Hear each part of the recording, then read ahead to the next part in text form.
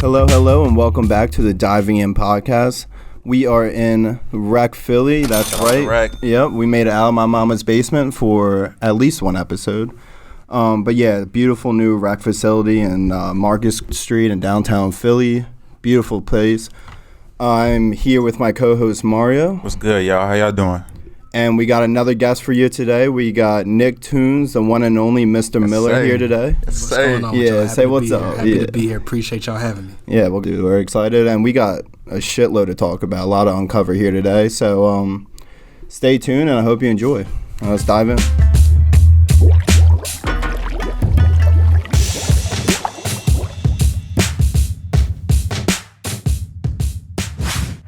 Alrighty, so Mr. Miller, my guy. Let's let's start off like we always start off. Why don't you? Well, first, what are you doing with your life here? I know you're pursuing cartoonist. You have a steady day job that pays the bills. Mm-hmm. We'll get into that. We're currently here because of your subscription to the Rec Philly Center, so we appreciate you that. Yeah, my pleasure. You're making us feel like big timers, dude. I feel like you are, man. I see the vision, man. I feel like we made it already. This might be our last episode. I mean, we made it. Nah, I'm fucking around, but yeah. So you're in Philly now, but you haven't always been. So let's start there. Yeah. Where are you from originally? All right. So let's go. We're gonna have to hop around the map a little bit. To yes, please. Get through the origins to the present scenario. But for me, born in Melbourne, Florida, raised in Huntsville, Alabama. Grew up there from 6 to through high school, really. Where? Huntsville, Alabama? Huntsville, Alabama. So that's North Alabama, about as north as you can go. Okay. The Quarter Six, Rocket City. I don't think anybody know where that's at. Other people, if any of my people are listening to it, they'll know what I'm talking about. Q6. You a Crimson Tide fan? 256. Yeah, where's that in relation to? See, that's a critical question. Oh shit. I mean, people are gonna hate on me for it. Did I start something? I don't particularly have an allegiance, having been born in Florida. And growing up in Alabama, like it's kind of like you come out the womb and they hit you with the shot. Whatever your family like tends to represent, most people go along with their family's team. 100%. So I had some of my homeboys that I played football with in high school went on to play for Bama. That's your team during their championship run. So I support my people. You know what I'm saying? I support my own. Actually, one of my teammates from that time, Reggie Ragland, is playing in the Super Bowl tomorrow. Oh, word! He's on the Chiefs now. So what's his name? What position? Reggie, linebacker. Okay, Reggie Ragland, man. All right, we're gonna be on the lookout for him tomorrow. No way, dude. How do you know this guy? We played ball together in high school. Really? I was the bench warmer. I gotta say that too. I'm listening right now. I'm thinking about it. It's like, man, Nick, you ain't play ball. I mean, I was on the team. I was on the bench. You got in a couple snaps though. You learn the game best from observing, and that's what I got to say about that. That's you got in a couple snaps. You got some snaps. I busted my knee up real bad once upon a time. I hope that during the Chiefs reach out to us. He's like, man, I don't know that fool. Yeah, I never heard of that guy. Yeah. So grew up in Alabama, like I said. Graduated from high school. Took a trip down to Tallahassee, Florida, where I went to Florida A&M University, also known as FAMU, down in Tallahassee, Florida. I had an extended trip down in Tallahassee. I was down there for about 6 years doing the school thing. Graduated from there and took my first job at Omaha, Nebraska. So hold on. So what made your decision to go back to Florida or to go to Florida A&M? Did you want to go back to your roots, like where you were born and stuff? There's an extent to that. So when I first moved to Alabama, I did not want to leave, right? I didn't want to move from Florida. You know, you're a little kid. You think you got plus you don't friends, know, you don't know what's going on. So like I'm like 6 years old, and I was a good kid, but like I started spazzing out a little bit once we moved, like getting in trouble because I didn't want to. Standing out. I was acting out. I didn't want to be away from my people. I had to make new friends, new classes, and all that stuff. Right. Yeah, don't surprise me. So for a long time, I didn't claim Alabama, like growing up. I was like, no, I'm from Florida. I'm not from Alabama. Yeah. So eventually, I like Florida too. My years in Alabama started to trump my years in Florida. So like people ask me where I'm from. You grew right. Alabama kind of growing as you got older. But when it came down to making the decision, so both of my parents are college educated as well, and they both went to HBCUs. And like for the sake of the listeners that may not be aware, like a HBCU is a historically black college or university. Right. And so that's always been a part of my surroundings. My That's what's grandmother up. went to the same school as my mother. That went to the same school as my father. That's where they met, and that was just always something that I had on my books. HBCU culture, tailgates, football, the band. You got that in your blood. And the scholarship. It's just been a part of my world. So their circle of influence as well. Which school did they go to? Primarily went to HBCU. So in Huntsville, Alabama A&M University is in Huntsville. And that's the school both of my folks in Alabama, right? Hold on. So your mom's mom went to Huntsville and then your mom moved to Florida and had you, and then she so we moved can back talk about that. We can talk about that. So like background, and we don't have to. No, if we it's don't cool, want man. it, It's cool. Like it's relevant. It's relevant to where you at right It's now. relevant to like me, and to how and who you are now. Who I am. So Alabama and Florida's been intertwined back and so forth even my before family, your time. both of my parents' families based in Alabama and kind of always have been as far as I can go back. So you might be an Alabama kid in the end of this. So like my grandmother, her family was in Bessemer, Alabama, which like it's Black History Month officially today. So like a lot of the civil rights activity was around that Birmingham Bessemer pocket.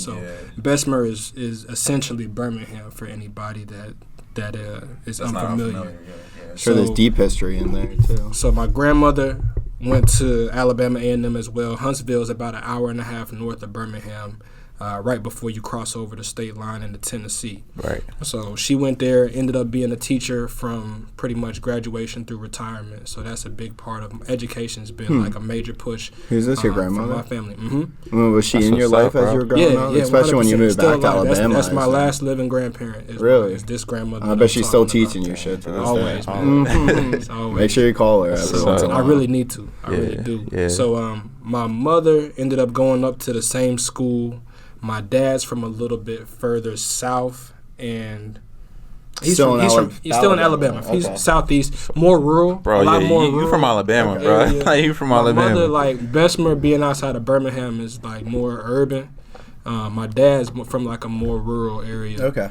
But he came What up. did he do to make his living? That's Everything under the sun? Or what? That's a longer story. He's currently self-employed. Both of my parents went to school for engineering.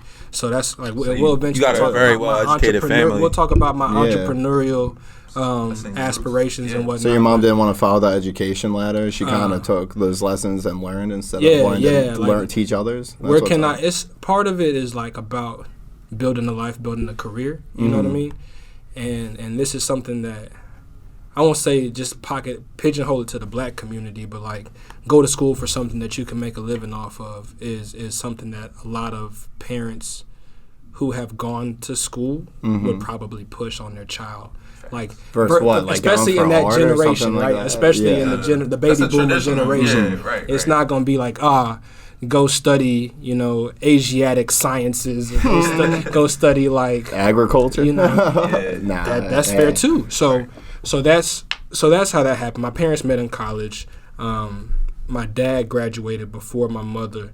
His job took him down to Central Florida.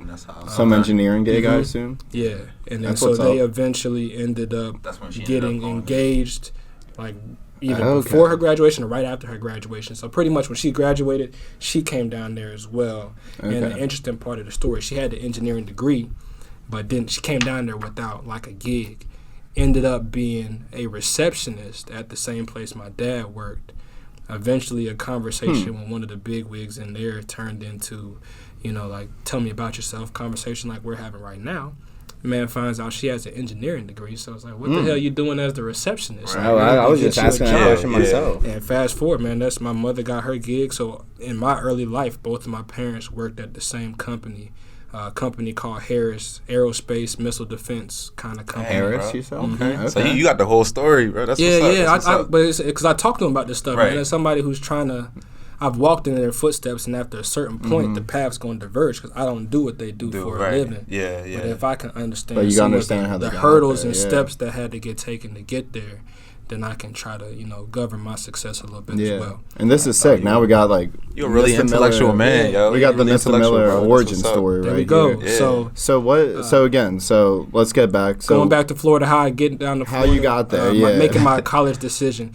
So applied to how multiple many schools? We thinking like 4 or 5? Maybe like 10? 6 or 7. Okay, 6 or 7. How were you as a high school student? 4.0 plus. Yeah, right. So you was a smart dude. Yeah. I could tell, man. Yeah, you were really smart. You took dude. that shit seriously, though? Smart. I did but that was my household though. Like school was serious for me. Now was your grandma living with you? Like nah, was she? Okay. I would go to her in the summertime. Yeah, she was in your life. I would go there in the summertimes. And like, she so wanted a punishment for me, man. Like, just to put it in perspective, like my dad's he's a disciplinarian for sure. Mm-hmm. So like in my youth, even like a punishment, like there was some corporal punishment involved, but it also came with like go to the C page in the dictionary, and, like handwrite all the C's until I get back home. I'd rather have my ass smacked. So it's like you don't just get one or the other. Like it's like you get both. I remember a summer. Are you an only child too? Nah, I got a little brother, and I also have an older half brother. Shout out to the fam. Shout out Kelvin. Shout out Nigel. They both born in Florida as well. My brother was born. So the year we moved to Alabama was the same year my brother was born. So he was a baby when we moved. So even if you're a Floridian, he's straight Alabama. Are you guys all around the same age range? Or? My brother is 6 years younger than me. Okay. He is currently a junior at Jackson State University in Jackson, Mississippi, which is also HBCU. Yeah, that's sick. That's what's up, bro. And my brother, he still lives around where my dad is from. Entrepreneur, self-employed, multi-talented artist as well. Alabama, right? Mm-hmm. What's he doing? Okay, bro. Oh man, he does hair. He cooks, caters, large events, interior decorates. So a man of many talents. Many talents. We'll give him a shout out. Yeah, shout out Bam. He Bam Bam to me, but shout out Bam. Shout out my older brother. All right. Dope. So when I applied to all these schools, man, my goal for my parents, and like I'm blessed. I told y'all about my parents' background, and so what comes with that is some when managed properly, what comes with that is some financial comforts and liberties. So if I needed school to be paid for, I probably would have had that support from my parents. Right. But it was my personal goal to get scholarships to not have my parents have to pay for any of my schooling. Right. Okay. You had that young of an age that you had that mentality. Very ambitious. Fuck yeah, dude. And so that was my goal. And when it came time to decision making, so you asked how I got to Tallahassee. The two top choices that it came down to for me was Tuskegee University and Florida A&M University. And all of my closest friends from high school at the time was going to Tuskegee. And I got a scholarship offer from Tuskegee as well, but it wasn't going to pay for the full thing. The offer that I got from FAMU was going to pay me a full ride. And I was going down there with an academic, academic. So I said I played ball, but obviously I was on the sideline. So, it wasn't. I was too. I meant to did you play ball in college or? I did not. No? I did not. So academics covered me through school, and I actually went to FAM. I told you I was there for 6 years. Right. I initially went down there for their 5-year MBA program. Okay. So I mean, when I left FAMU with 3 degrees. When it was all said and done. So 6 years. Putting in that work. 3 degrees. And, list them all for us. So went there for the 5-year MBA program. Initially thought I was going to be an accountant. You stuck through with that? Or? I learned I didn't want to be an accountant. I did stay with I stayed with the 5-year MBA program, but shifted to business administration degree. Okay. I'm in agriculture now, so a portion of that is this story.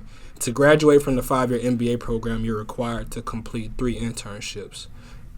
As requirements for you to walk, and so my first internship. Up with those, oh yeah. And all of them were paid, which was a blessing. That sounds like Drexel, dude. That's like co-op situation. Outside of like my parents helped me when I needed help, but again, you made sure that I really try to pride myself on self-sufficiency. So like, while I know I had the help, I don't. You don't really want to go ask for it. Yeah. So I financed my years and my personal expenses majority off of my earnings from my internships. So how did you get into agriculture then from your days question. at FA? So first internship was supply chain management internship working in a Coca-Cola plant in Marietta, Georgia. Okay. Internship number 2 took me to a Tropicana headquarters in Bradenton, Florida, where I was working in the juice plant.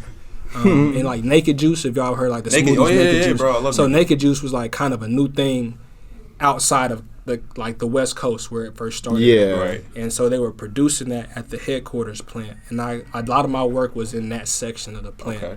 So this was all around Tallahassee, So all these. Bradenton is further south, like near the Tampa, St. Petersburg area. I fuck with Tampa. I like that place. And so I was working in the juice plant, and one of the days that they do it was a 10-week internship. One of those days they took us out to the orange groves to see that portion of the business.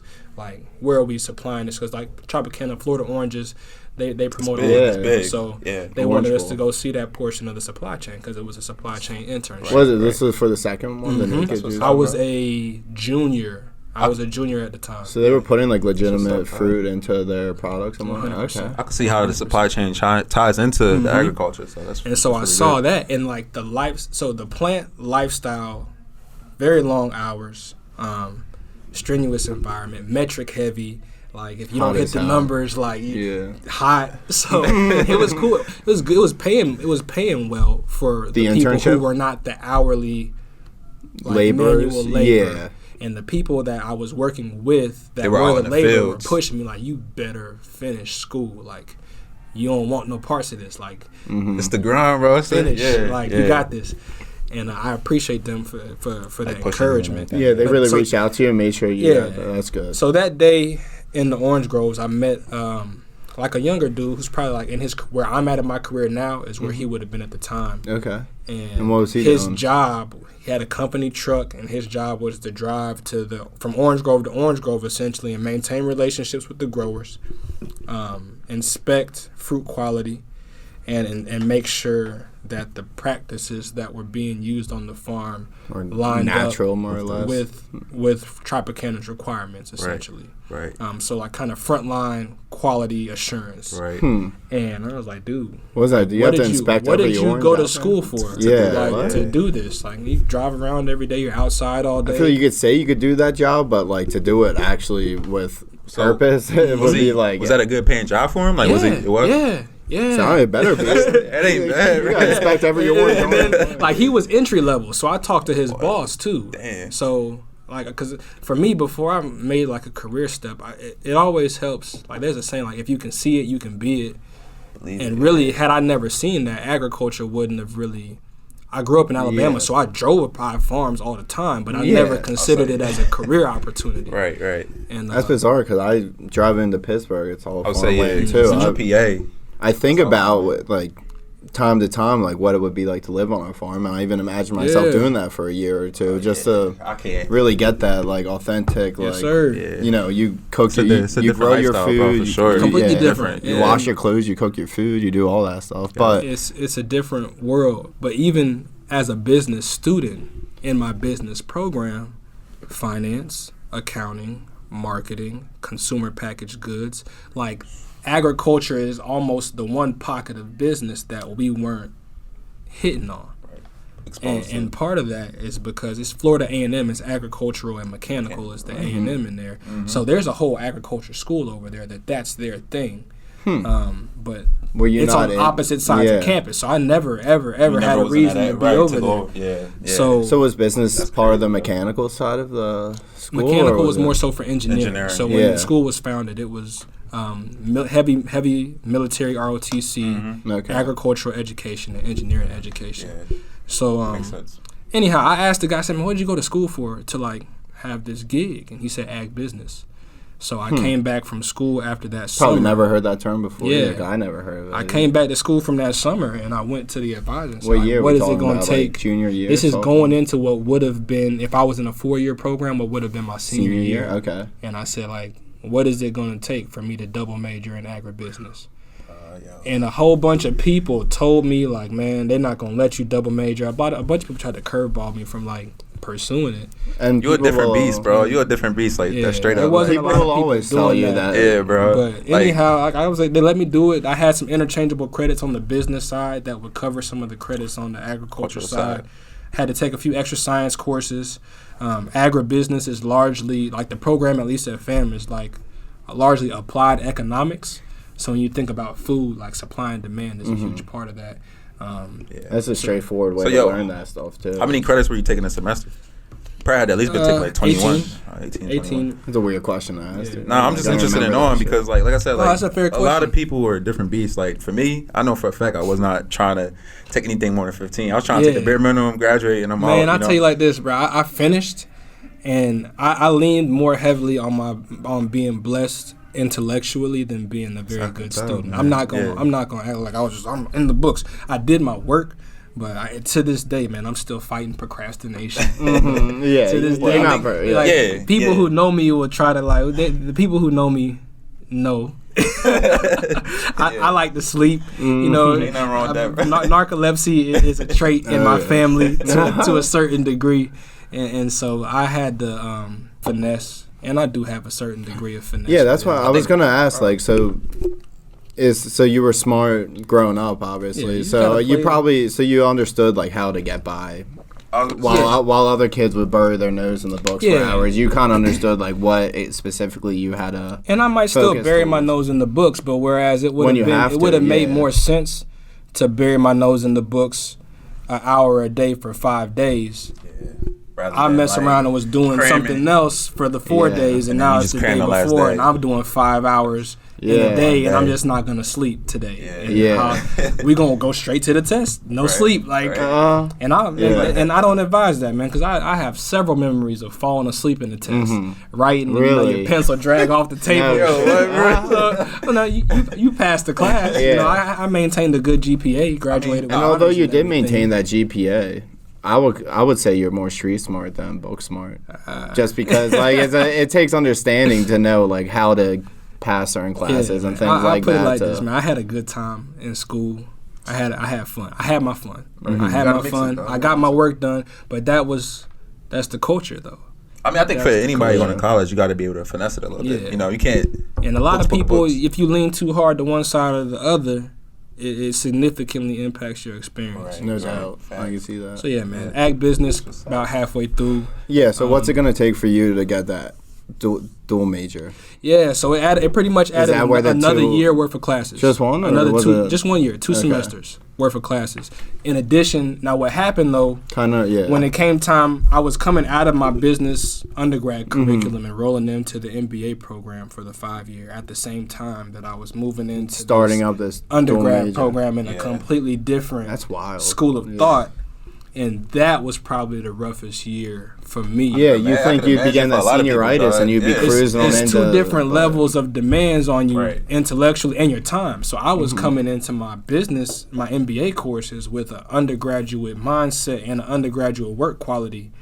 And not to mention like the procrastination stuff I was just telling you about. You really can't come at these graduate professors with the same level of apathy that I had towards my undergrad work, where I'm just getting by because I'm the smart guy. Like, this is nothing. I'll write the paper in one night. You know, I'll study for the test in one night. So you get your mentality there. I was failing, bro. Like, like if you were only focused on that grad life, you could get your mentality there. But because you were still stuck in that undergrad, it's just starting up again too. I don't know how you would handle it. Especially when you jump from undergrad to graduate. 100. And the wild thing about it, man, it wasn't like D's get degrees and C's get degrees. No, in the grad program, a C is an F. Like, if you get a C, you taking the class over. So probation. I've withdrawn from a class. I've retaken the class. But, you know, long story short, man, I ended up graduating with honors across the board. Fuck yeah, dude. Through, bro. My smart ass came through. Yeah, so when were there doubts after like the withdrawal period or the struggle where you like fuck this agricultural business? I should have listened to everyone else. The ag business wasn't the issue. I ended up getting involved in the ag school. I was like an ambassador for that side of the business. You felt kind of at home in that. Okay. I ended up taking my first like ag related internship that next summer. And that was your third one, right? My third one. So I checked off my requirements. And where was this international paper in Vicksburg, Mississippi. Okay. And it was a fiber supply internship. So international paper is like that. It's funny. You went from like an orange farm in the business school to like a paper industry in the agricultural school. What? So like that's goofy. IP makes like McDonald's paper bags. Like they make like the cups. They make a bunch. There's a whole bunch of stuff that you deal with on a day-to-day basis that you probably don't know that comes from them. Paper towels, tissue paper. But anyhow, it was a pulp and paper plant in Vicksburg, and I was on the fiber supply side. So the people who deal with the folks that have the land that the trees are growing on, and the folks, the lumber yards, lumber mills, lumberers. See, I wasn't even thinking about cut the trees down, sell them for money to pulp and paper mills, to be turned into those products, homes. In my situation, it was lumber that was going to be turned into pulp and paper products. So that was that summer. And when you asked me about like, how did the withdrawal thing, man, the graduate portion, that last year of school, man, is when I got introduced to the realities of like stress, anxiety, like depression. Congrats on making it that far. I can speak about it from that perspective now. I was about to ask you. Partially because it's not as stigmatized. So how did you cope with it? Like, what did you do to like? I didn't, bro. not properly, at least. Marijuana. Like, if I'm keeping bro. You learning? G, man. As a college student, there's college stuff around you. You know what I mean? Like, I was deep. Mine was a distraction. Deep in the game. I was deep in the game, but just distract yourself from it. And you talk about, like, I mean, the mature thing to do would have been to challenge myself to get out of my poor study habits and my poor time management. It's easier said than done, yo. But what I ended up doing was running from the work, and like you go, like it's wild. So I do counseling now. Like I just started it probably 2 months ago. And so my therapy, it's still weird to say like I got a therapist and shit, like, but my therapist was like, the human body has two like responses to stress, right? It's fight or flight. But the flight has like a sub level to it where it's like flight or freeze, right? And flight is like, I'm just gonna run from this situation. Yeah. I'm in school. I can't particularly run from this situation. Yeah. That would have been quitting. I ain't built like that. Right. So. But the freeze. Yeah, where you're on the edge and you're hesitating. The freeze is where you just shut down. You're not doing anything. So for me, that was, I'm just going to go to sleep. And you sleep and you sleep and you sleep. And you wake up and you don't, there's only shit. There's only work for you to do. I mean? So you got to deal with that at some point. Other thing, drinking and smoking. You feel me? So like. Yeah, that's dumb relatable. He said that is also attached to the freeze response. Yeah. So for me, like the fight, I should have been fighting it. You feel me? But like, and in the end, you did. But I was freezing in a major way, man, and that stuff affected me in ways that maybe we'll get to touch on today or not. But like that stuff, I had like a major dip off in the life situation in between that Tropicana International paper. Yeah. That threw me. That's where I had to. That's where the fight kicked in. It's like, bro, you about to mess your life up for real. Like, you better tighten up. Is there a thought that comes to your mind when you think about that, when that fight kicked in? Like, when, was it a grade? Was it you were just in your room feeling depressed? Jail. Jail. Yeah, that's the key. I won't say never about nothing, but, like, that is something that growing up, I've had more interactions with police than I would prefer to have had. I believe, especially growing up in Alabama. None of them turned out as badly for me as they could have, especially in the current climate that people have with police today. Brutality and everything. But it's something that's always left a bad taste in my mouth. And I've had as many bad interactions I've had with police. I've had some good ones, and some of my friends, like fathers are policemen as well, police officers. So I have a level of respect for it in that degree for those gentlemen. Yeah. But not for that experience, for me being more reckless with my life than I should have been being, just led me to have a different. And at first, it's a curve, man, because honestly, after it happened, it was like, man, I'm fucked off in the game anyways.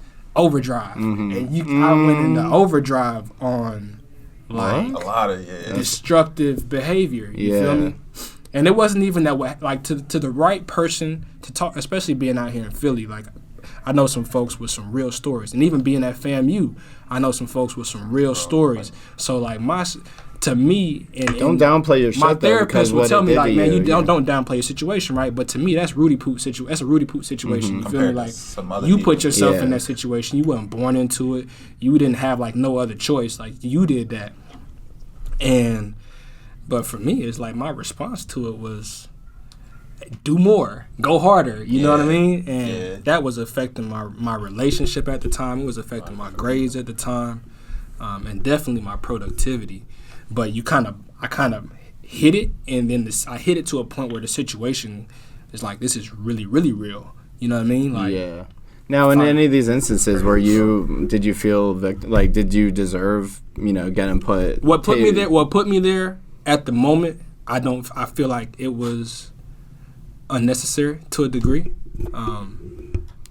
As far as like you were too drunk and they could have driven you home, or were you being? So you see what we sitting at right here, and I mean I know the viewers can't see, but to that wall over there, I can see my destination. I'm taking my friend home from the club or whatever, and you're that close. I had been drinking, but that's there's a study that'll tell you that most people who do get pulled over for this kind of stuff, get pulled over within like X number of miles of where they're going. Really? So it's like really, it's a real thing. That's crazy. So he got me, and like to me, I'm functional, I'm coherent, I'm articulate, and he was asking me to do goofy shit like stand. They make you stand on one. They make you stand. I can walk in a straight line, but they give you a bunch of like instructions, and there's minutia within the instructions. Yeah, like they're looking for a certain hesitation. They look for a reason to get you and take you in. If they can book you, they're gonna book you. Right. But he would ask me like to stand on one leg. Like I told you, I had knee surgery. Like I got a bad leg, dog. Like, you know what I mean? So but I can make my excuses. But the reality of the situation is, the time I got caught, whether that could have been the time I should have got off or not, it was just the time I got caught. It wasn't nothing I hadn't been doing and getting away with for an extended period of time. And it's nothing you felt inherently that you were doing wrong either. Yeah. So I take it on the chin because, by the grace of God, it didn't go worse for me. By the grace, I done had situations where I could have hurt myself, hurt somebody, or worse, that I made it home that night. Yeah. You know what I mean? I done had situations where I woke up in the car, where I got in the car with the car running. You know what I mean? Yeah. Somebody like. You get in the car to lead a party, and you wake up the next morning in the same spot you sat in. You know what I mean? Yeah. And in the wrong place. You know what I'm saying? Somebody will do you down bad. Right. Well, it's funny that like I've been arrested like 3 or 4 times within college, and I've been fortunate to just get caught in the wrong place at the wrong time. But when I wasn't doing anything that's like super bad, I'm not gonna go out and say I've done like any really crazy reckless shit. But there's definitely things I could have been booked way worse for than the things I have been. That being said, when I have gotten in trouble, I wasn't hurting anyone. I wasn't doing anything. Yeah, there's worse things that could have been going on. Yeah. But what it became for me was an eye opener, and with the level. The standard I was raised with, the first thing I was like, I am not telling my folks about this. I gotta fix this on my own. I gotta fix this myself, man. So I secured my own lawyer. Like again, I told you I was living off this internship money. And it's wild. Kept it on the low. And it's transparent about this shit. You kept it on the low, bro. So I secured my lawyer. I made a few phone calls to like figure out a lawyer situation that I could afford. Went and paid my bond. Got out, went and paid my bond. But I got out, went to doing back to doing the dumb shit, bro. Like, that's wild, back to doing the dumb shit. And then they talk about probation and all the requirements on that, and that kind of exposed me to the reality of other people's lives, like people who maybe have less. Not maybe. I was granted with a lot of opportunity and options in my upbringing, and I know everybody isn't as fortunate as to have that. I would say straight up, even in the black community, like. Yeah. So we're very fortunate. When I think about people who, in the interest of like trying to maintain themselves or maintain their family, and may make what the law is definitely going to look at as a poor decision. Once I got to see like the system from the inside, even if it was for a night, you know what I mean? That wakes you up. I had conversations in there about people who are in there for some heavy situations. Plus, it's funny because everyone thinks that I'm having real conversations. Everyone thinks they don't belong in there and like the holding cell. They're like, man, I didn't do this, I didn't that. But some people, just by looking at them, like they should be there and shit. That's what kind of turned on me because they take your license. They want you. They take your license. You can't drive. It's your community service at all or no? Yeah, plenty of community service. That'll expose you to another perspective too. But you also can't drive. You're not supposed to drive to get there. You're not. They want you to pay to go take your drug test, but you can't drive to go get to work. Uber wasn't like a thing yet. So like cabs probably wasn't trying to come pick you up. That's what kept Meek in the system for like years after years. You gotta be able to still make your living. And it was wild to me because you can't, like the thought of violating probation. I think about people who have a lot more stringent requirements. Like mine were difficult for a college student to upkeep. Like I think about an adult with responsibilities, with children, with a more legitimate rent payment to make than like my putt college apartment. Rent. Yeah, you're thinking about what options they're gonna. It's like man, it's set up for you to mess up so they can put you back in there, and that's. that's frustrating for me to have like observed. But once I got out of it, it's like, bro, I need to not put myself in the line of fire to have to deal with this kind of bullshit. And you said you're living in Philly now. Like, you see stories like that all the time where, like, people are on probation for 40, 50 years, dude. They can't get off. We could talk about some shit that happened to me till I got in Philly, but I just don't know. I don't know if we got the time. And, like, I've said more than I probably, like, I don't know who's going to listen to this. And it's all like, man, nigga, I didn't think you was going to get in all that. But, like, you're going to have an arrest warrant out. You know what I'm saying? That's why I'm like, man, I'm talking. You got to be careful about what you say. You gotta be careful what you say. But we're happy to have you on as many times as we have. But for now, we'd like to just like get your story. But this is like what we're talking about now is the shit I really want this to turn into, kind of more like a cultural understanding from different perspectives on just what's going on around the fucking country and in the educational system and how certain people are succeeding and why, you know, and shit like that. So they like we talk about like, you know, the older generation understanding technology and how you can make money online and stuff like that. We've talked about, you know, the pressure from, you know, putting yourself through school, and there's just so much different there's so many shit out there that we can all relate to, but there's so many levels to it's a whole nother conversation. Just even off of what you said right there, I got so much that comes to my mind. So, like, the reality of my situation is that, like, I'm the minority educationally with having had a full ride and graduating with no student debt. Fuck yeah. I'm probably, to a certain degree, a minority in graduating and rolling straight into a job. I already had my employment lined up before I graduated. You're right. I'm a minority in the sense that I come from a two-parent household. I'm a minority in the sense that I come from a two-parent household where both parents were college educated. Yeah. Where I'm not the first or second generation college student. So you stack all of that up, and like a lot of people, you can look at success stories like Meek Mill and Jay-Z where people just had to get it off the muscle, and that's good. But everybody is not built like that. Right. The reality of the situation is you can aspire to, you can admire, but everybody's not gonna work as hard. And the value of a solid foundation, the value of having some backup, a safety net, whatever. And what challenges me, because I struggle with it myself as feeling less than or weak because I had a safety net. And so many people that I was around was getting it off the strength. It was just them. I'm first generation, and I respect and admire that so much. That's a different type of monster, dude. Because that was my dad's experience. So I have a lot of respect for that because I've seen it built from the ground up. And were you able to talk to him about that at a young age? I'm sure he instilled that on you. Not so much. I'm sure he instilled that into your wasn't kind of fell off a little bit. It wasn't. No, not even fell off. It just wasn't communicative. Straightforward. I understand. He was. I'm not your friend. I'm your dad. Like I'm not your. Oh yeah. I could relate. You live in my space. You know what I mean. You gonna live by my rules, and if you don't, you gonna get checked on it. Like you gonna get checked on it. Yeah. But I think when I look at my circle, would he come to your games and whatnot? Yeah. When he could, like when he. Most times. All right, go ahead. But when he when I look at my circle of friends, they tend to be folks from more.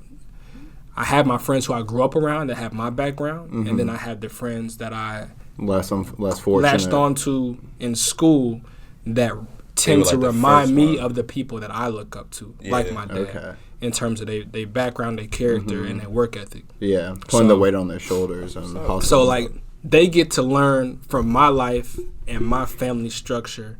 And seeing what that did for me, I get to learn from their life and their family structure and seeing what that's done for them. And it creates a synergy that you would want in your circle of influence that everybody's elevating on. You don't want to have to learn from some things. You don't want to have to learn from experience. Yeah, a wise man learns. You know what I'm saying, from the experience of others, as an observer, having to run into it and learn it and bump their head themselves. So. I'm really happy that, like, it makes me happy inside that you recognize your upbringing and you value it, because I'm so much like you, except I'm white, so I'm even more like lucky on that standard to not be discriminated. Especially living down south too. I don't even know what I'd be like as a young child, but it's not. When you're still living with them and you have them around and everything, it's hard to really like step back and see what you have in front of you. 100%. And some people like, it sounds like I'm spoiled. I am spoiled, but That's like at the same time, and like it sucks. I hate to say it too. That's like the one thing. I don't get that sense from you though, because you understand. I feel like it discredits my like what I did do. You know what I mean? Because like, well, yeah, but you had both of your parents. Like, nah, but I can tell from your personality and everything that you're very humble about who you are. That's why you're able to get to as far as you've been, because you've been very humble. That's what I'm saying. I'm happy that you feel that internally, because I hear it in your voice. And it seems like you have a really good awareness of everything. Like, you understand and you realize everything that's going around from you. You understand that you are blessed with everything that your parents been able to give you, but you still want to grind and do your own thing. I've always wanted to, because I've seen them do it for themselves. It's always been an aspiration of mine to do it for myself. And there's no reason you can't do it. And I was brought up to be humble. Like, we had what we had, but it's like, it's not even about what we had. It was more like a means to an end, right? Like, to provide a life, to build. Like, the big conversation today is like building generational wealth. Yeah. I've been fortunate enough to see people putting what people are treating like new ideas and new practices. It's not new ideas and new practices. It's being broadcast now because we have the means to broadcast it. Yeah. Where you don't have to pay a financial advisor to get information on that sort of thing. Yeah, you got YouTube. But seeing people be fiscally responsible, seeing people, like, just because you can go get that doesn't mean you need to go get that. Or you should. Yeah. So living humble, being humble, and at the same time giving back was always a huge part of my household. So like, I do. Who was big on that? Your mom, both my parents. Really? Both my parents, because they both come from humble enough beginnings. Church. They're both active in their fraternity and sororities, and like have been huge. I feel like that's the southern mindset, bro. Scholarship funds. Yeah. So let's get into that. Turkeys for the Thanksgiving, like big family, everybody come together, giving away food. Yeah. So how are you carrying on that tradition? Separated from your family. You're up north now. You're on your own. Yeah. You can't really give back that much right now. You can still do it, bro. You do though. Tell us about what you've been doing though with that. There's always something that can be done. So I guess that segues into like my personal model. So we talk a lot about like where I come from and how I came up, and that culminated into like I call it my personal philosophy. It's just how I choose to rationalize life. And so that's GNF. And like, once upon a time, like when I got to school, like around the era I was getting to college, GNF meant give no fucks. And like me and my homeboys, like that's something we just used to say, like, man, GNF, like give no, I don't care about that. Like, and that was the thought process. And to a certain degree, I was living like that until it kind of hit the fan. You know what I mean? You realized real quick, you was like, I gotta switch up real quick. And it's a verse in the Bible say, train up a child in the way you should go, and so that when he is old, he will not depart from it. And to a degree, I grew up going to church. I grew up in the church. God's a big part of my life. Right. But like when I got to college, I could probably count on my hands the how many times I think that's a lot of people. You know what I mean? A lot of people. I can count on my hand. It wasn't until I started dating like my current fiance back in school. That's when you started. A part of like trying to get with her would have been like, man, I need to go to church. That's a big part of her family too, then I guess. Yeah. So, that's a shit. You gotta impress the parents. Once upon a time, it probably would have been. God wields it. He'll wield it. It probably would have been a little before I ended up getting in trouble or whatever, before the DUI situation. Like, kind of a revelation moment. It's like, man, you give no fucks is like not a product. I was making clothes, bro. I was designing shirts and all that stuff. Brand going. You always had that in you. That's always a creative. Yeah, like that's not even like long term. It's marketable, but like long term, and it sounds good, but it's not sustainable. That I wanted. That's not how I'm trying to live. Yeah. Like if the next generation had one quote to live on and grow on, is it gonna be? Is you want it to be give no fuck? Or so like, well, I like that, but at the same time, it has its own place. You need that, and it's in certain places. Mentalities, place for everything. What it ended up shifting to for me, especially just seeing how my life went and like why I used to just say everything happens for a reason, and I repurposed that philosophy into like GNF now is God never fails, which is saying the same thing. But like from my family and their life and their upbringing and how that translated into me and my experiences, even the jail situation, why I went to school by myself and not with my friends, all of that stuff has played into me having the mentality that I have, the resources that I have, the experiences that I have. And so like when I say God never fails, a lot of people from a spiritual perspective can like, well, why would God let this happen and that happen? Exactly. And like, I mean, excuse my language, but like shit happens, and it always has, and it always will. But it's always been for a reason and a purpose, and it's on. He'll be there to guide you through the tough times. In my opinion, it's on you to have an open enough mind and develop enough of a relationship to get an understanding, to seek an understanding in the face of challenge and realities. Like this situation with Kobe Bryant just passing, like a lot of people, that's gonna challenge their faith. It's challenging to my faith. That family, dude, I don't know. Look at the conversations that are being, the broader impact. And it's like, why does it take that? You can always belabor that topic, but there's a lot, the mentality and the philosophy that he left behind that anybody and everybody can latch on around to. the world. And if done properly, like think about how that raises the consciousness and quality of life for everybody. But even everybody should strive to be like that. When you were in school and you were struggling with yourself, when we're talking about the fight or flight stuff, the fact simply alone that you froze up, but you didn't make that decision to fly after and kind of just bail and go back home where you were comfortable, even though you'd probably get a whooping. At least you had support around you and whatnot. But you said, fuck it, you're going to fight. You kind of instilled that Mamba mentality. Yeah. And you got a little bit of it in you. That comes into the God never fails situation because man. You'll never fail as long as you're willing to, put in that work and realize what you have around you. You gotta walk, man, and that gets to, like, you asked me about what do I do now. I've always been an idea person, and that's why, like, I talk about procrastination. That's like my comfort zone. It's easy for me to generate ideas. I'll draw up the plans. I'll write it out. But the challenge for me is the step, that crossing that start line. So we've talked about like motivation versus action, where like you could be motivated, every day of your life, like because you see shit on Instagram of people to be where you want to be, or you read articles, you watch TV, but it's. And then you see that you're motivated. You're like, and then you write out the plan on what you're gonna do. Then the next day, you gotta take that action, or it's not gonna happen. I'm sure you've gotten better at that now. I mean, you wouldn't be where you're at if you haven't had, right? To a degree, and so like it's a learning process for everybody. No doubt. I'm gonna get a little like, churchy on you to a degree, but then I'm gonna connect it back. So in the community, in the circles that I have these conversations with, it's like. Well, like the Bible says, write the vision and make it plain. Yes, it does, right? You planned it. You wrote it down. That's part of it. But it also, like, there's a verse that says, like, you talk about praying and, like, getting things from God, right? Asking you shall receive, right? So that's like prayer. That's like request, right? Then it says, seek and you shall find. And, like, to seek is, like, diligent study, searching. That's active. It's not passive. And then the last thing says, knock and it shall be open to you. And that's like, now did you try? You feel me? And so like when people talk to me about like why stuff isn't happening for them, it's like, okay, well, did you make a plan? Did you write the vision, make it plain? Have you prayed about it? Like, did you ask so that you can receive? Boom.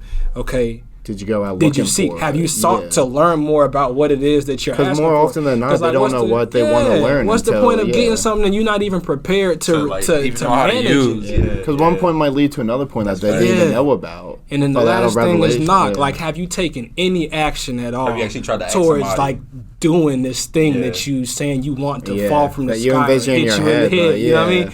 So we talk about what I've been doing. The GNF sweater drive that I did out here in Philly, like right around Christmas. Has been an idea for the longest. It's just like I drew the sweaters up a long time ago. Like I got one on now. Is that one of them? Yeah. So the ones I gave out were gray. That's dumb fresh. Gray and black. You feel me? And, the ones I gave out were like heather gray and black. Appreciate that. I had this thing for about like 10 years, dog. So it so fits, dude. How long was that in the thought process? Man, this idea probably came to me. I graduated in 2016. It would have been probably like 2014, 2015. Okay. Like, cause I was doing this clothing designs and like I wanted, like being on campus. I was in fraternity life. I was in the community service organization. Shout out Kappa Alpha Psi Fraternity Incorporated. Shout out Progressive Black Men Incorporated. I gotta do the plug if I'm gonna be on here talking about Please it. Please do. Right, but I'm sure we'll reach out to them. Yeah. Hopefully so doing that, bring somebody on. like service was a part of my mindset at the time. But when I graduated and got off to living on my own in Omaha, it became more like I'm getting this money now. I got these requirements in this corporate system. I got to wake up and doing the 9-to-5 thing. And it became a lot more about like build my life. How did you get out there? That mentality didn't wear away from you, that act of giving back? Because if you're on your own and you got your there was still a shit to worry desire, about, but it wasn't as constant because you go into monthly fraternity meetings. That's a topic of conversation each time you're at that meeting. And I was in leadership within the chapter, so like there's intermediary committee meetings. So it's like just a constant part of. That's a part of your life. I want to use smart. It's a constant part of the lexicon. You know what I mean? So like when I graduated, I found ways to give back, but it was more infrequent. So when I was in Omaha, I would speak on a panel about PWIs and HBCUs at an event that one of my frat brothers would put on. Shout out Ant. The Omaha Teen Summit, where they would bring like middle schoolers up through high school, and we would talk to them some about youth. Yeah, That's we talked to them about crazy, going to college. So I was a panelist on that about every year that I was in Omaha. What would you talk about? Just your experience? My experience talking about funding, seeking out funding to go to school, proper planning and preparation for going to school. What was the crowd like? I was just gonna say, were these kids that you were talking to about these topics, were they meaning like, African American? Okay. Students of color for the most part, and Right. I say of color because everybody wasn't black. You got there's Asian kids in there, Latino kids in there. Okay. And believe it or not, like what's up. you're preaching a lot of like heavy, heartfelt shit.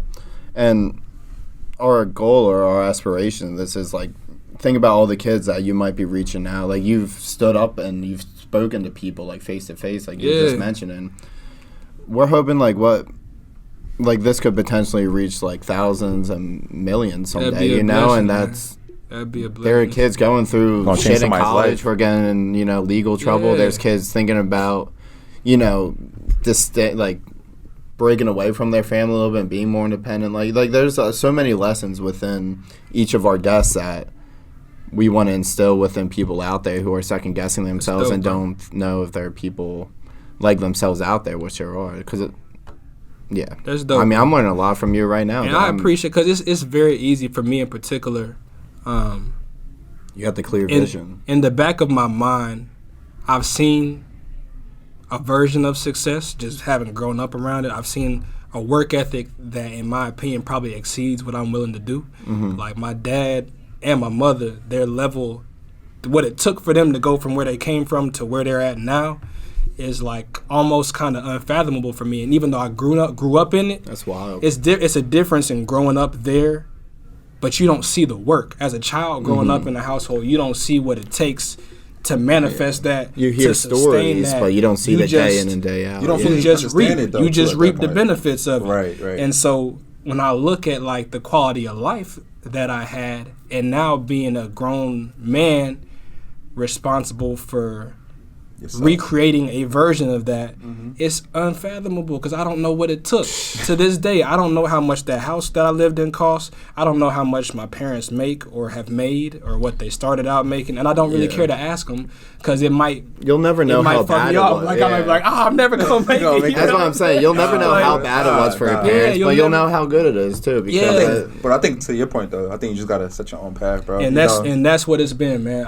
Set your own path. My lifestyle, from growing my hair out to the places I've moved to, every time I make a move, man, there's gonna be somebody. Why you wanna move out there? It's gonna be cold. Like that's the goofiest shit to me. It's gonna be cold. Ain't you gonna be cold? Scared. I'm gonna be making right. some money to buy a jacket, dog. Like I'm gonna buy a jacket. Like be warm. I had a heater. Like, on. hey, why'd you move to Nebraska? Because they paid me to be there. Yeah. I mean, and like it's not about chasing the money, but like there was a part of that job that I was going to where I knew the knowledge and experience that I was going to gain from that experience get you to someone lined up with something that I had in my vision down the road. Line. Yeah.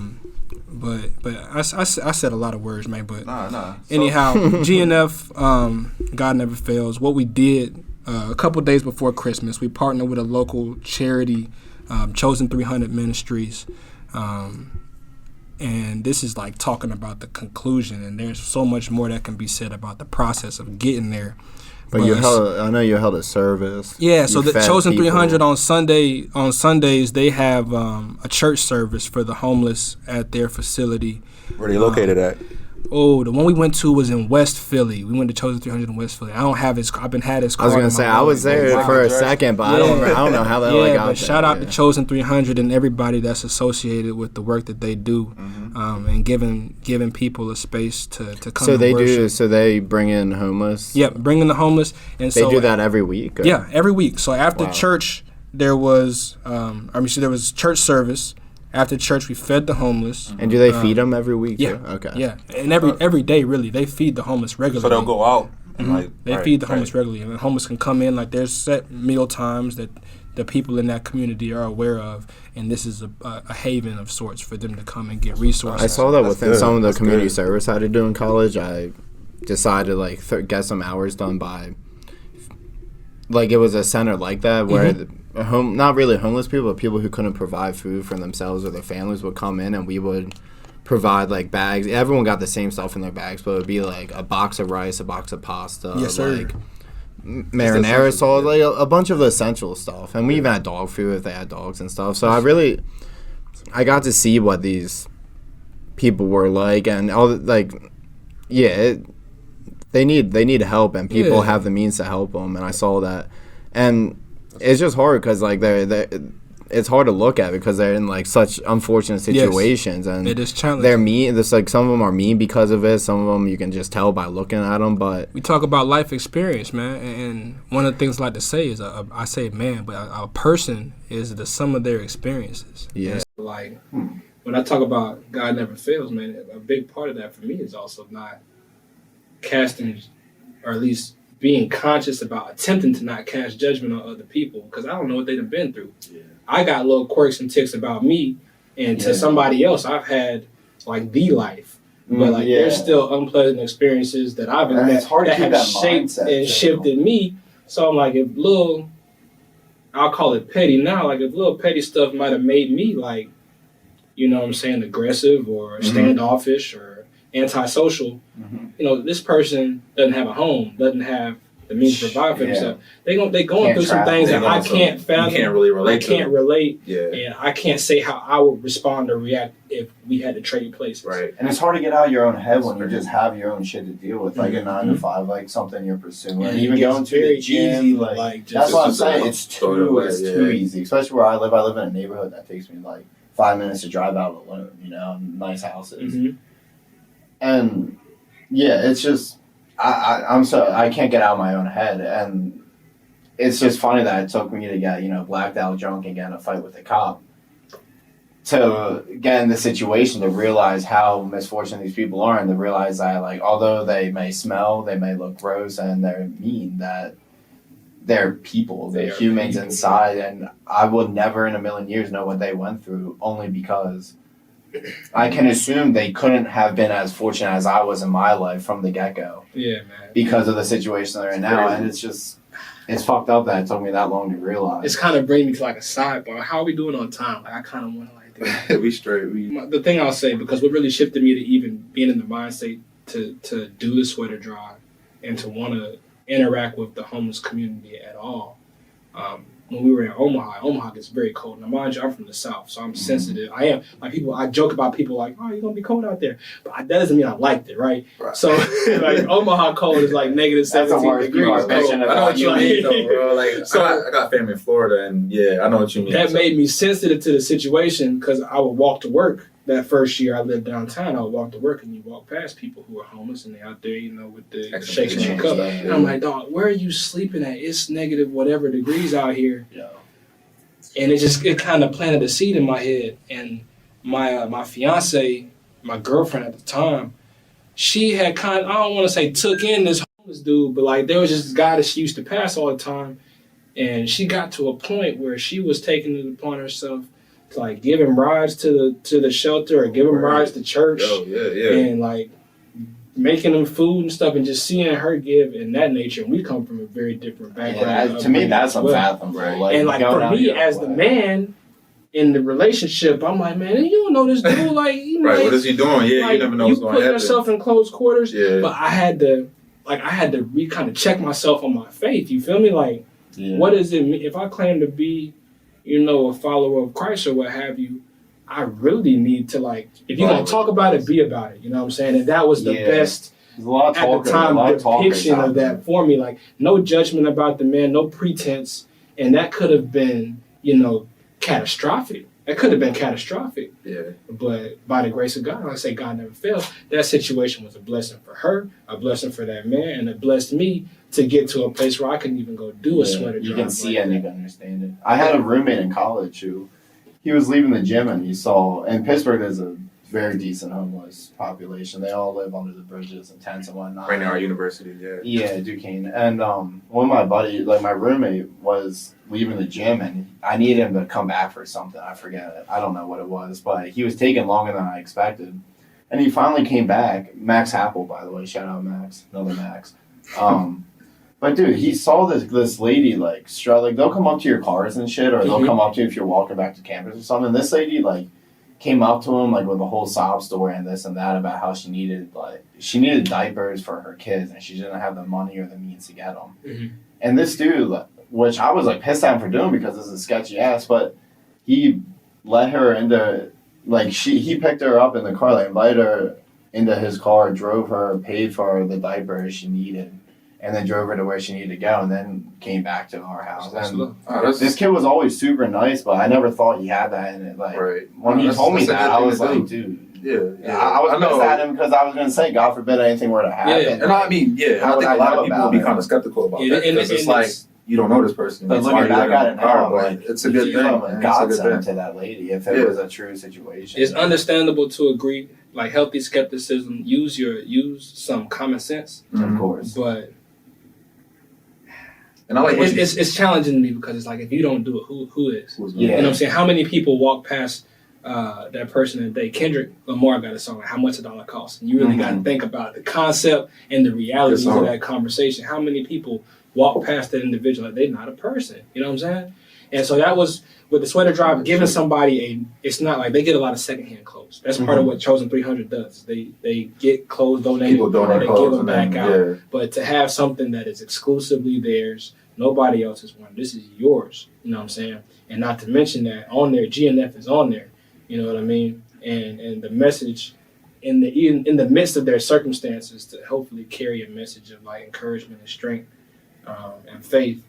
And then like on it, if you look at it, like it's kind of a not equal sign. And to a degree, you know what I'm saying? People do look at the homeless as less than or not. That's not equal to like we are not the same. Right. You know what I'm saying? And whether that's your personal, regardless of who you are, there's somebody somewhere that views you as like just so different. But like what in the context of GNF, to be not equal is to be set apart. It's not about my means, my circumstances, my color, you know what I'm saying, my occupation. I'm set apart by my faith, and that I'm not just talking about my faith. I'm not just listening to my faith. I'm executing on it. You know what I'm saying? And my mouth, you know what I'm saying, I don't necessarily always use the right words. I still curse and this and that. But like, I try to be about the work when it come down to it. When I have an opportunity to be about the work, I'm going to be about the work. Yeah, you preach what you do. And that's what makes me I can't imagine someone like those circumstances, especially like someone on the younger side, hearing someone like you say this, like stand up in front of that church and, you know, preach to them why you're here and what you're doing, then at the end to be given like this thing that like that would be more like the word like the bears said like scenarios that you're keeping someone warm. But like this could transpire into something that might turn someone's life around. And I don't want to sound like too corny because you just get on a sweatshirt, but if I were to hear you preach about something like this and then how like we hear you, we recognize you, we see you, that might in its own make someone, I don't know, just get their shit together any way they can, you know. We talk about fight or flight. Humanity, man. I like to tell people like everybody can't have a conversation in religious context because there's too many mental blocks there. Mm-hmm. And I'll even say, for whether you want to say religion, spirituality, whatever, everybody's not capable of having a discourse from that perspective. But take that out of it, man. And it's common, and it's really uncommon, unfortunately, but human decency. You know what I mean? Yeah. For me, like, I'm not really religious, so for me, it's like morality. Yeah, like, human decency. What can you, like, definitely. Just feeling the responsibility for your own power and whatnot. Yeah. So to wrap this section up, so they have a church service. you prepped food beforehand, so then you feed them, and then you had X amount of 75 sweatshirts saying. And what was the crowd like? So there was probably right at 75 people there. We had it was cold. The challenge was what I did. I fundraised for 50 sweaters. I partnered with some of my fraternity brothers. And they supplied the others. Shout out Robust DGLS. Shout out my brothers David and Lorenzo. They have a printing company, sourced the sweaters. Where at? So David he's in Tallahassee, so based out of Tallahassee, but they're like split from college from school. So split operation. The other half of the team is in Arizona, so they split the job. So they're legit though. Mm-hmm. That's what's up. And they committed. I said I'll fundraise for 50. Mm-hmm. Dude, that's nice as shit. Vinyl. So appreciate that. I fundraised for 50 through GoFundMe. Yeah, that's all. And so we talk about Nicktoons. Like I hand drew the flyer, and that was like my first step. We talk about the first step and like activate the faith. Have you done anything? Like I see your process through your story and your social media, dude. Like you'll have like 100 posts, and it'll just be like share the process. Promoting, the GNF, promoting the Nicktoons, promoting just something you read in the article. And part of it's documentation for me, man. So I see that, and I respect it because it gives us a little like preview into like where your mentality is. A big part of the faith, man, is that first step and going into it with the vision of success already in mind and knowing like it's not going to fail. And that was my mentality with the sweater drop more than anything that I've ever done, because it was like, it's different than like I just got a cool idea. It was like I had a feeling like I'm gonna lose something if I don't act on this, because it's an idea I had before. But the day that it came back to me like, no, do it, pull the trigger, it was just a different feeling, man. I can't say like there's nothing like everybody ain't gonna understand it, but that's like a me and God thing. Yeah, like, I was gonna say communication with God. Yeah. He told right. I want to get into like start promoting. Like we like to promote our guys, so I want to get into like what you're really focusing on. 100. But before I do that, that's my problem, bro. I know. Ain't nothing wrong with that. It happens every time. We run out of time. Focus is scattered in many ways, bro. Ain't nothing wrong with that. But before we move on, can you just tell me how you like felt after that first GNF Foundation? Because it must have been. I ran into you right at the end. I just missed it. Yeah, you got. Wow, it must have been like before. Like it was in the morning. It was a cold ass day. So now all these at least 75 people are fed and wearing. Yeah. Staying warm out there. To a degree. Did you feel like did you feel God with you? Did you feel in the moment, more so in the moment than after the fact? It's sensitive, man, because while I was in the room, the church service, like even just the content of the church service was very applicable to what I personally needed to hear from my life, not to mention everything that was going on around me. So this was almost therapeutic and for so, you. But then as you well get to a point, man. You people. talk about the different personalities that you're dealing with in there, right? Some people are grateful and happy, and they're just like happy to have it. Mm-hmm. Some people are frustrated because I don't necessarily have their size left, but I have something that they can fit, but it might not be the best. They kind of some people giving you some lip. Some people like taking an advantage of like, did I already give you one? Did I not give you one yet? Some people, and that's all happening. And so in the midst of doing this, what other people say is this great thing, my humanity is trying to kick in too and be like, are you trying to you see the snakes in the grass. And I hate to look at it like that, but it's like already being in a new place, from where I'm from, faster pace, and then this is a completely different community. Oh yeah, welcome to Philly, by the way. People will get whatever they need. Yeah, you understand. I had to really fight against getting irritated, upset, or anything of that nature. So when we crossed paths after coming out, I was already kind of a little tight because kind of heated. Some of my other partners that I had invited to come out there and film and take pictures, I had no documentation. If anything, I was hot because there was like, I did this thing and I have donors. I have donors that gave me their money, and I need to be able to show them that I did what I said I was going to do, and I have no way, because I'm in it. I'm too busy in it to do it myself. You're running the show, dude. And so at the end of the day, I was like, man, the impact was the impact. And it's probably more of a blessing that I don't got nothing to show for it. because I was there. And now it's like I want to do it bigger now. That's tough because you didn't do it for the cameras to be there and show you do it, and you certainly didn't do it to have these ungrateful assholes bitch over like who gets what and stuff. So like I would be a little upset too that like and even for it to be seen. And like, it really was more so I wanted people to get a chance to experience the give back and the process. Because there was so many moments where the whole thing could have fell apart. Whether the sweaters wasn't supposed to get in until 2 days after the distribution day. You know what I mean? And so they ended up getting there. It wasn't supposed to come in until Monday. The drive was on Sunday. They ended up coming. I was out of town. I came back home after, and they was at my house on a Saturday, a day early. So I was able to package and prep everything up real nice. I might be the big man upstairs. And I'm saying, bro, there was so many instances where it was like, oh, this is going to be the one that broke it. And like, like by grace of God, man, it was just lined up and it happened. But yeah, so that's what that was, man. I'm going to do it again. And blessings, like after the aftershock of it, it's kind of still rolling in. I get pictures sent to me. People see my homeboy, shout out Tay Garnett. He's a Rec Philly member as well. See your boy that was there helping you with that? That's like almost my blood brother. We grew up together back home. That's who was helping me. So he out here too? He came up from Virginia. He was visiting his sister for Christmas. And I went and scooped him and he kicked it with me for the weekend to do that. Yeah. But I get pictures of people in the sweaters, you know what I'm saying? Somebody saw one of them in the mall here, like downstairs, like near the train station or whatever. No, it was probably like 2 weeks after. Okay. And then it's probably another 3 weeks after that.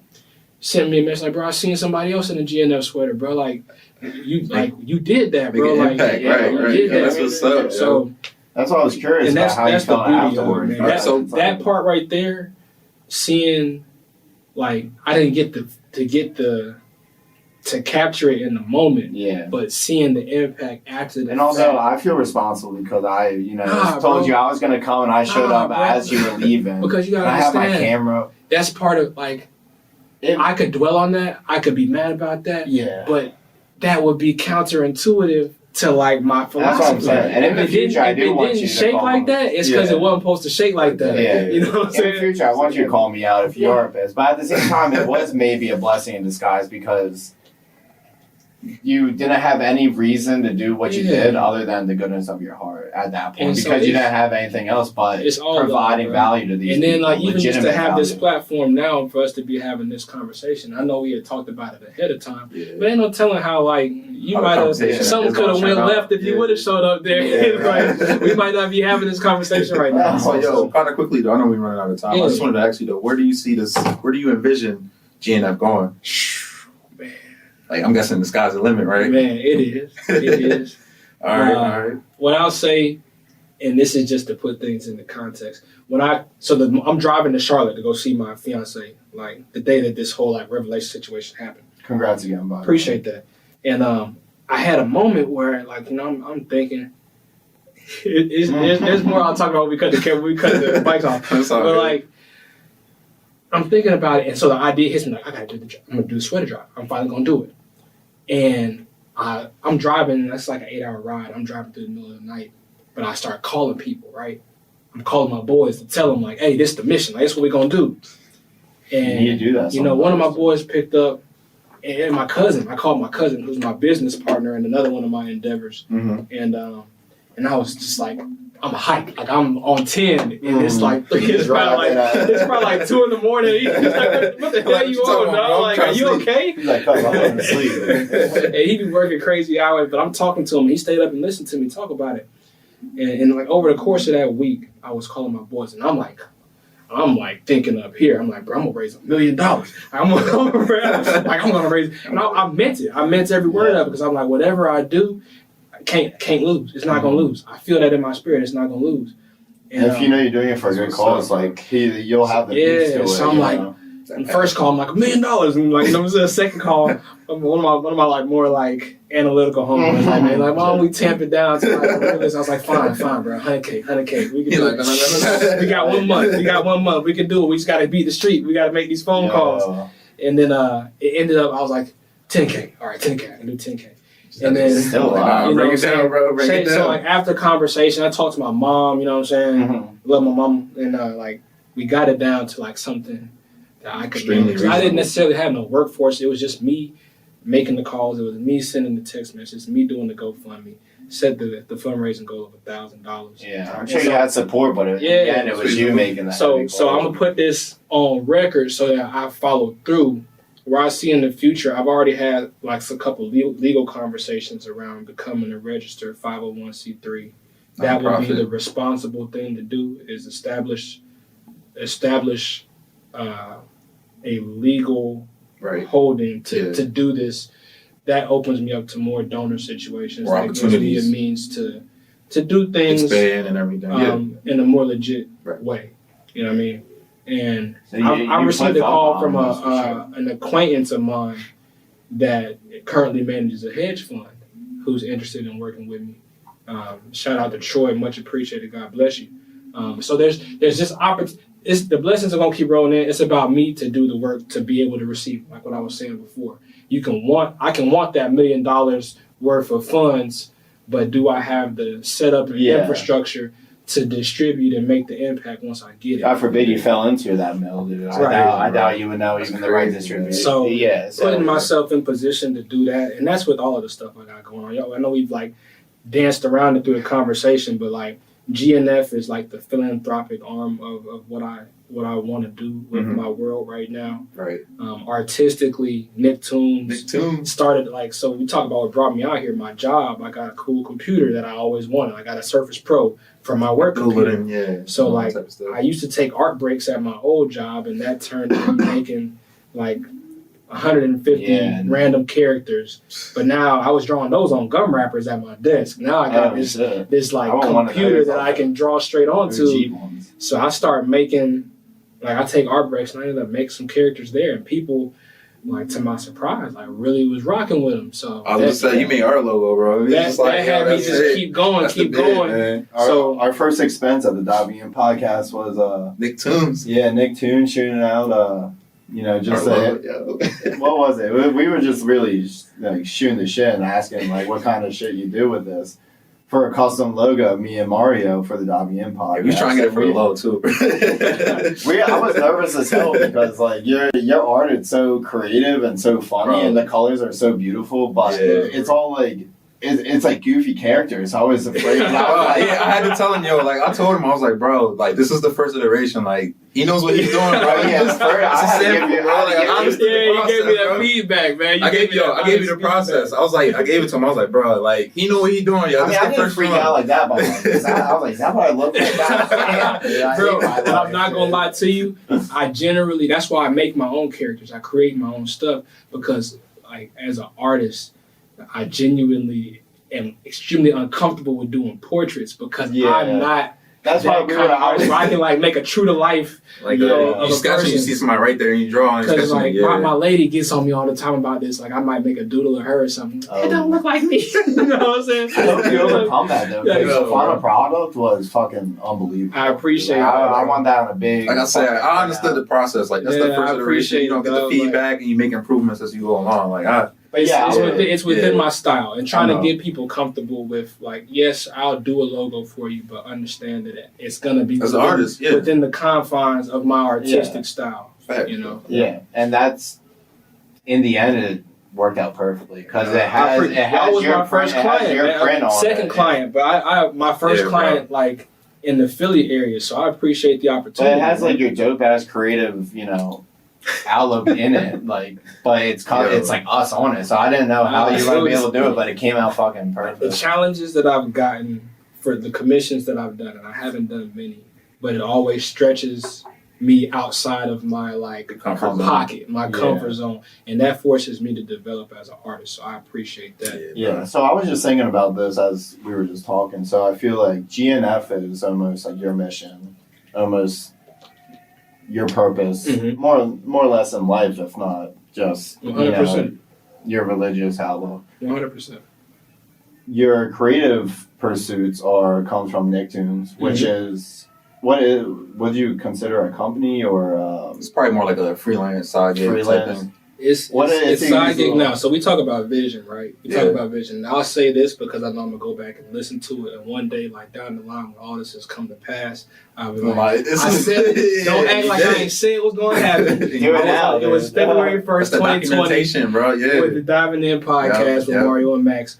But like, it'll be 2032. So my on my Instagram bio, right, and it's been this way for years. I have philanthropy in my Instagram bio long before I ever did anything philanthropic. Like this GNF sweater job was my first philanthropic effort. But you have that had mindset. Art, food. I work in agriculture, and I also like have my own food business where I serve food as well. I've been on hiatus from that because I've been moving around so much. Like you living a dream, bro. Like I think everybody should aspire to be like. Yeah. Bro, like, so for me, if I put it all into perspective. And all of these things in the ideal situation impact or touch or shift culture and people's thought process. So I have my food business. That's just something I do out of passion because I enjoy making that product. Eating food, I have business aspirations in the agricultural field, and that'll be my contribution towards public health. Okay. And I see that more as like a means, you have your other things across. Then Nicktoons will be a factor within a larger media company, and in a perfect world, like I'm all about collaboration. Yeah. So creating a space for other creatives to have a platform or to have an outlet or to have the means to get their stuff out. So you thought all this through, like that's what it seems like. You really thought all this through. 100%. Because that's how like creative outlet, like everyone has a creative side to them, and that's how you could really like start putting your work out there. Is if like because we all have large aspirations. Perspective is everything. Man. But as a photographer, my initial goals are like I want to make my own page and get like this photography out there and kind of build it up to a point. And same idea with this podcast to the point where it'll be pieces of a puzzle to a wider, media content situation where my end goal is to build this, whatever the name of this thing is going to be. Build it up to the point where I can cover what stories I find out that people need to people need to know about. When I first met y'all, that's what jumped off the page to me, and why, beyond being a pleasure to be here, like I respect what you all do because I see the vision within what you all do. I told you when I seen your photos, like your approach to that is different than what I see people doing. You're like the first positive feedback. That's what's up. You're talented, bro. You're talented. I'll say, And the same to you, we had a conversation about marketing and mindset on marketing. And like, from a school perspective, that's how I digest everything. Is from a marketing. How is this message being portrayed, message and broadcast? Right. How are people going to digest it? You know what I'm saying? Behind the message, those conversations. When I said like, no, I'm gonna stay in touch with y'all. I meant everyone. I try in my age, as I've aged, I've tried to like be more sparing and deliberate with certain levels of feedback, so that I'm not just saying shit to say it. Yeah, you know what I mean. So when I said that stuff, I 100%.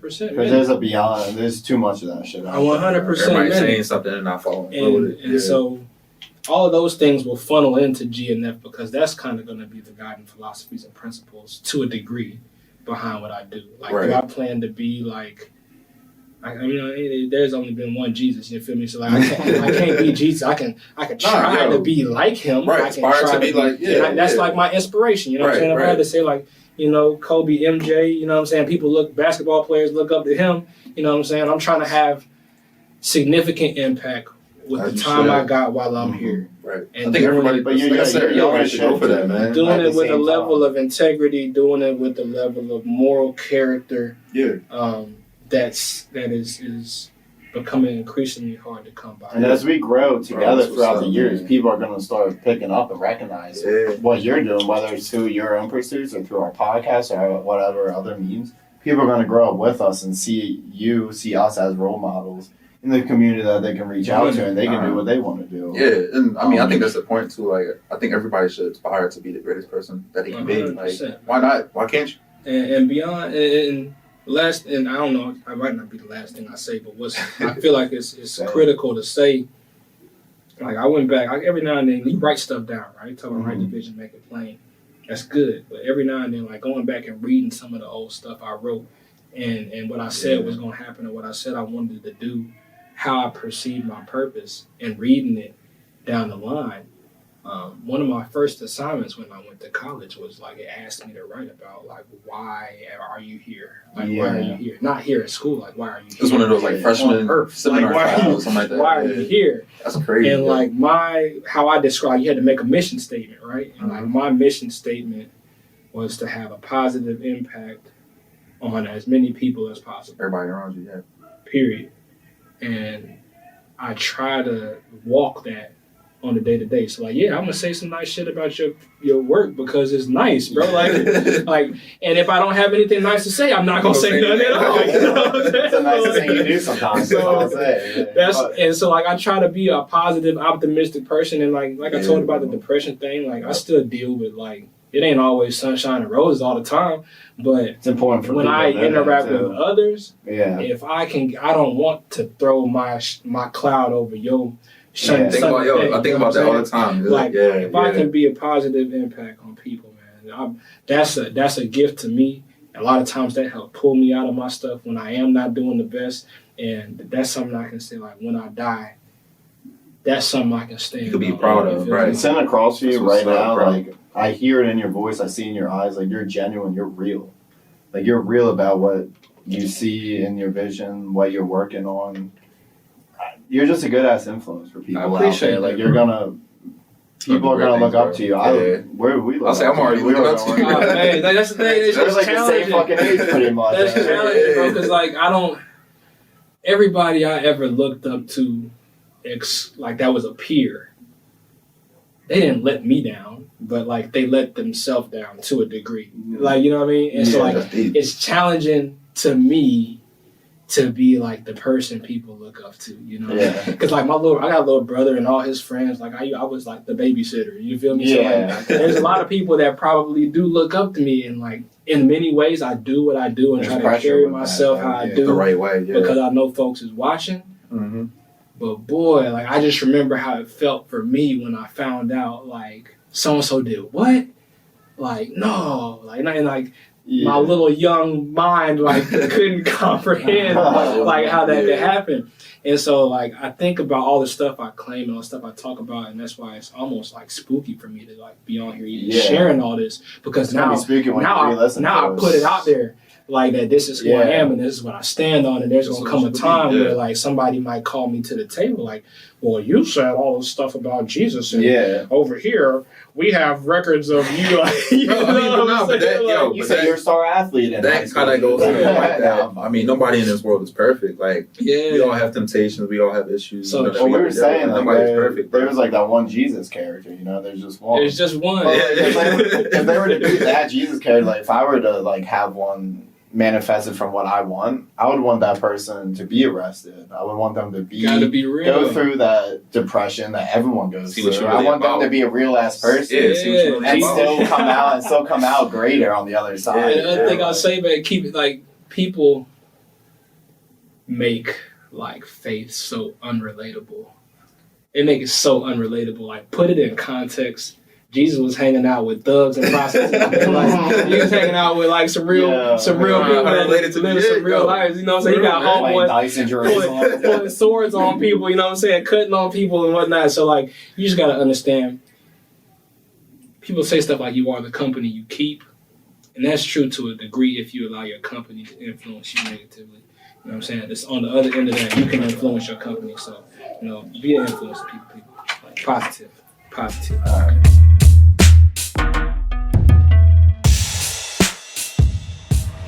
On that note, run out of time Black Philly's about to kick us out for good. You got 6 minutes. We usually just like to open up the floor to our guests at the end. Mm-hmm. Could be 30, 60 seconds. It's really up to you, but promote yourself, promote your mission, promote whatever the fuck you want. It's your stage right now. 100. Okay, 30 seconds. Ahead, so, man, let me tell you about myself real quick, just because there's so much we didn't touch on. 2020, what can we expect from Nick Miller?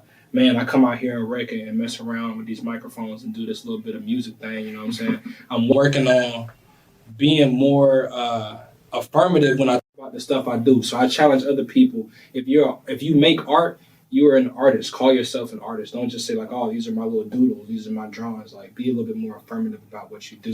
So, you know, I've always liked music. I've always loved music. So I'm working on being able to be affirmative about calling myself a musician in that regard. Speak it into existence. Being a visual artist in that regard, an entrepreneur, and taking my personal businesses more seriously. A successful cook in my food business. I'm an agricultural professional in my day job. And so taking these things and creating a pathway for myself to be financially secure outside of my corporate work. And that's something I challenge everybody to create a vision for yourself. Take action. Talking is cool, writing is cool, but take action towards the direction you're trying to go. A house ain't built, but brick by brick at a time. So each of those steps is going to eventually add up to something you can live in, shelter yourself with. That's how I see it. That's how I'm going to pursue it. Hopefully next time y'all hear from me, the stuff I'm talking about will be in your face. God never fails. That's what I think. You ain't got to believe it, but I'm going to show you that it works. Blah, blah, blah. My God, man. Yeah.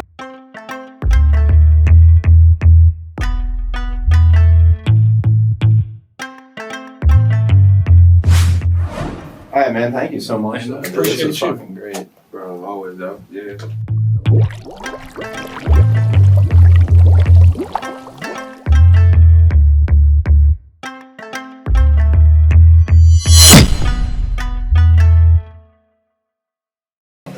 Yo, guys. All right. Yeah, it's a wrap, guys. Yo, I ain't gonna hold you. Guys kind of draw like that. You're wasting their time. Yeah. And I truthfully thought you guys left. That's why I didn't even check. Okay. They got a 9:30 session, right? 9:30. It's 9:24. Yeah, but like they gotta set up cameras and stuff. Yeah. Well, we don't know. We'll be out. All right. Yeah. Just. They heated or something. I mean, that's on me. I'll take the heat. You want to talk to them? We can talk about it. I'm just saying, like, if I would have had it, I feel what you're saying, but I done been here enough times to know, like, I respect that we went over our time, but I also respect that you can't get in the room before your time. Yes, and that is true. But there's like prep time for them. Yeah, or whatnot. I respect that, but